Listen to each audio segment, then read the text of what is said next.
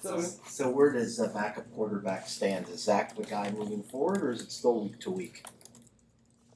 So the competition was very good during the week. We were able to create a couple other scenarios where they could operate with the guys, and in that, um, Zach's game and Quinn's game kind of rose, but feel like for now, until competition as it continues proves otherwise, for now, the best thing for our football team is for in relief duty of a game or because of injury for Zach to come in and be the number two. That the that could change over time. I'm never gonna turn my nose down to competition, but I feel comfortable with that. I'm not looking to change that until they show me it needs to be changed. Talk with That's all some I'll of tell the you. I talked with some of the players about the running back rotation, and they were a big fan of it. Just what went into the running back rotation early in the game, and is that something we could see going forward? Well, I think try to give guys opportunities, and sometimes the game allows for further opportunities. But as a core position group on our football team, we have a lot of talent there to utilize all of that. Behooves us, so you try to give them opportunities early. You kind of have an idea how you think it's going to go, but you keep an open mind to how people respond. And I think Ollie probably had the most carries he had this season, and I think it was easy for that to occur based upon his opportunities early. So getting everybody involved is important, giving them the opportunity to take more of a share, depending on how guys are playing. That's important. There's other games. I think the most carries Devon has had this season was against the Jets, I believe, and going into that game didn't plan for that to be the case, but really liked how he was running, so gave him the ball more. I think strength in numbers and utilizing all of your talent to the best of your offense's capability is important to max out our team. Thursday night games are usually division games where opponents are pretty much familiar with one another. This one is not a division game, It is not. which is quite unique. What kind of challenges does it create, especially installing a new game plan on the short week without practicing? Well, I think you have to be very, to be able to adjust to things like that.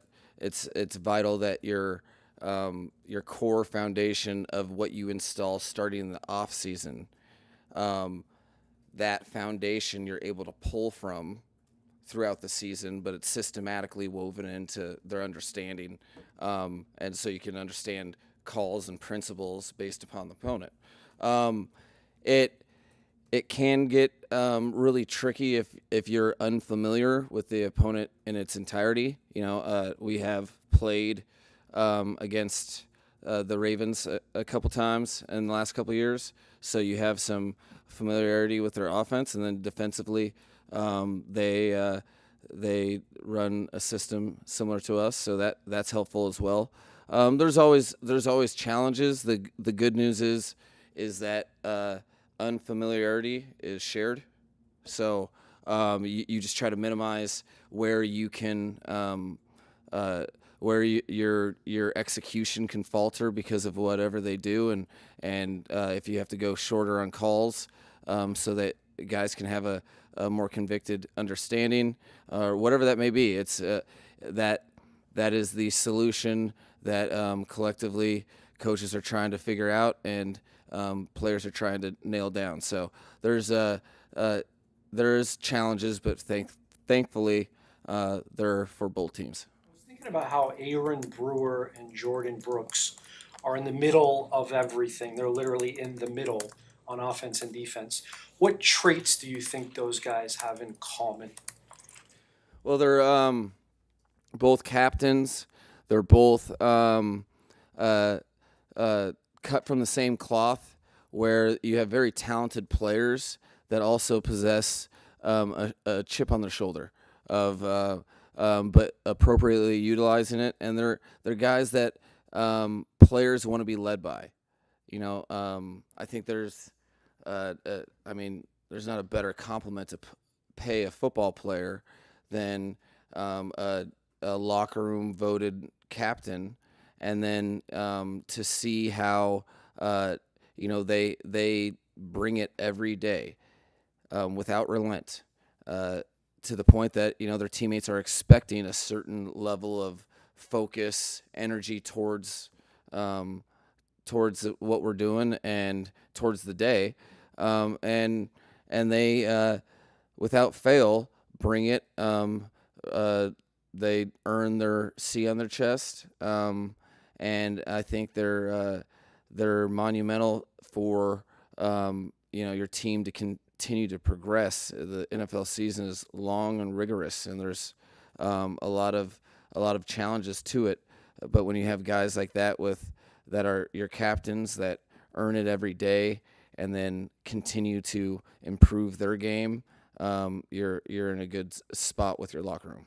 I think you guys played the fastest pre-snap and post-snap that I've seen this season. Like, I think Tua had the fastest time to throw. What do you mainly attribute, like, getting back to playing your speed to? Well, I think you attribute it to the work put in by the players and coaches to render results.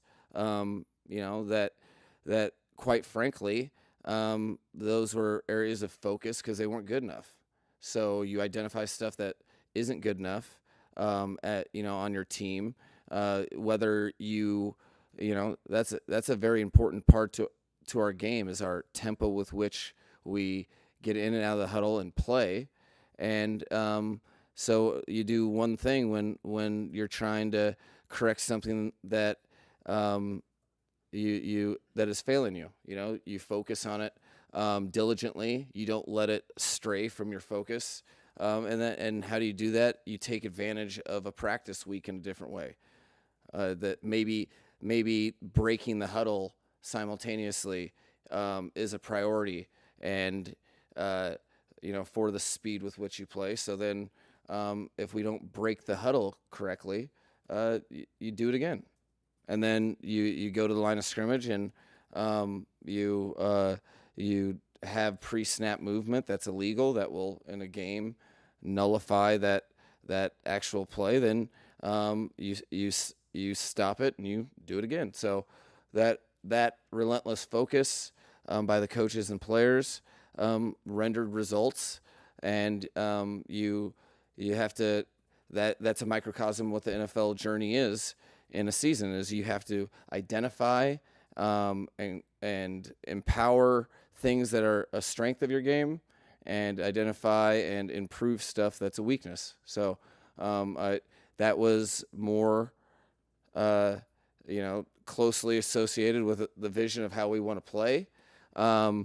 There's still yards and points left on the table from things that we can improve on, and if you want to continue that trajectory with your style of play, you have to continue the focus, and if you relent on the focus, your execution will relent. Mike, I know sometimes you'll hear about coaches spending more time with units that are struggling. Obviously, Weave knows what he's doing. You have total trust in him. But did you spend any time more with the defense the last few weeks than you typically would have last year? No, I think the only adjustment I made relative to my natural operating procedures, I tried to be around the building in times that I wouldn't otherwise. I kind of minimize or tried to tighten up the entire orchestration of my day so I could make time for that. But I think that the time spent with the units, that's why it was so vital in the off season, particularly this off season, to spend as much time as I did with the defense and special teams. Just knowing the rigors of the NFL season, you can't be two places at once. So it was there that the foundational operating procedure and how we go about business, and through all the work that we do watching tape together, that I'm confident how the meetings are going. It's more about being around the players, and that's all three phases, just to make sure that guys are attacking each and every day. That I think I'm fortunate to have 3 different coordinators on staff that are all very adept at doing business when I'm not there. What are Bradley some Chubb of the surfaced on the injury report with 2 new injuries. He said he'll be all right. I'm sorry. Bradley Chubb? Yeah. Yeah, surfaced with 2 new injuries on the injury report. He said he'll be all right. What do you see as his status on the short week? Yeah. As far as I'm concerned, I'm very confident, unless there's a setback, that he'll be playing. I know he's has given me zero indication that he wouldn't. He's excited for the game, working through all that stuff, and as long as it continues the trajectory, we should be good to go. What are some of the things that you guys did on defense to limit Bijan Robinson that you believe can apply to Derrick Henry? Well, I think one of the commonalities is that they're great players at the same position. It's as easy to get them the ball as handing them the ball, and with those type of with great players, particularly running backs, it's not one person; it's a collective. It's a mindset. It's play in, play out, making sure you minimize the space between you and your teammate.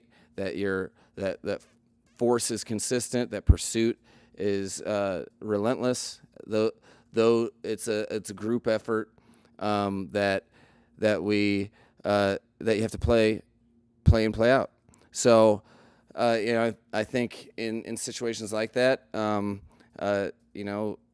last week guys knew that if we weren't on our details before the snap and into the snap, that space was gonna really put our team in a bind. I think that's consistent with the playmakers that they have with the Ravens, just in a different way, way different body type as a ball carrier.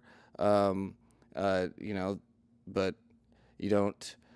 That's Derrick Henry's about as good as it gets. One of the young players that are up and coming in this league was just last week, but it's a new week. It's going to take a renewed focus that's probably even greater. You have a guy has Hall of Fame numbers that you collectively have to really commit to stop, and that's in groups. But that it also has to do with how many opportunities are you going to give him? How many times are you going to allow a team to stay on the field? And then conversely, what is our offense doing to minimize his touches? How do you do that? Well, you convert third downs. You have time of possession. You're running the ball well. Those things contribute as well. So it takes a team to minimize that guy. You don't stop him, and that's what it'll take on Thursday. Mike, what can you glean from Weave and his inside knowledge of the Ravens beyond what you saw in 22 and 23 and what you've seen on tape from them this year? Well, I think the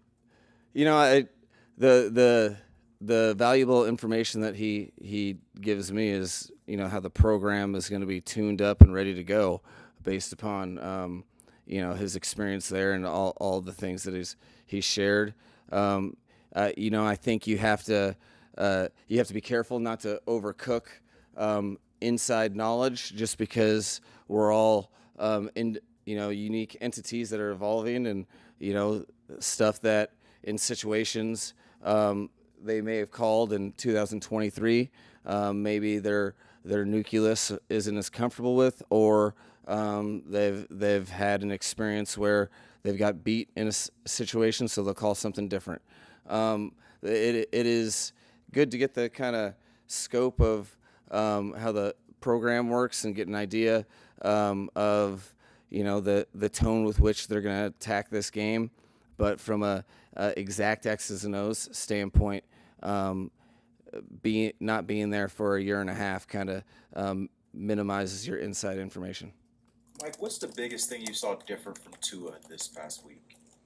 I think there was probably what I've seen over the course of his career is an incredible response mechanism with his play. Like to be able to find conviction passing the ball after no one wants to not throw interceptions more than Tua, but to be able to find conviction and let it loose, speaks to his mental fortitude. Something that franchise quarterbacks have to have to be able to play and facilitate and flourish in the ebbs and flows of an NFL season. I think it was good to see him really, play quarterback well, but lead very well. That play in, play out, run, pass, touchdown, drive, or punt. He was adding value to his teammates and really pushing confidence from himself onto them, which made us play a better brand of football. As a play caller, what's different about not having Tyreek and Darren Waller out there? Well, I think you're going into the game. It's probably the biggest difference, just because you have to kind of extrapolate how people are going to defend you, and generally those guys add a layer that pushes the defense to maybe do something new. I think we still get game plan stuff, but I think there's opportunities that defenses feel like to maybe play. We've gotten a different collection of defenses for sure, and in that is a different opportunity, different problems to solve. If people are going to play a single safety, you have to block the down safety if you want a successful run, and you have to beat a more loaded underneath zone coverage as a result. I think at the end of the day, football defenses in this league are really good. So if you're executing anything fairly well, they adjust and try to take that away. So whether it's those guys not being there or 37 rushing attempts, that it affects the defense. Correlation, causation, and how much, that's to the eye of the beholder. But bottom line is we have to move the ball and score points, and they're going to try to stop us regardless of who we have. Appreciate it. Thank you.